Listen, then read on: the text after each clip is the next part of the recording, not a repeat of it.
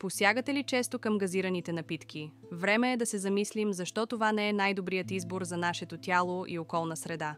Добре дошли в канала Здраве и вода, мястото, където говорим за хидратация, здравословни навици и по-добър живот без захарени капани. Газираните напитки съдържат прекалено много захар, водещ фактор за затлъстяване, диабет и проблеми с сърцето. Те увреждат и зъбния емайл, причинявайки кариеси и чувствителност. Освен това, тези напитки не засищат, пълни с празни калории, но без хранителна стойност.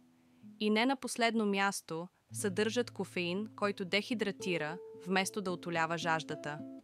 Не забравяйте и изкуствените съставки, оцветители, аромати и консерванти, които могат да причинят алергии и други здравословни проблеми, особено при деца. А какво да кажем за околната среда?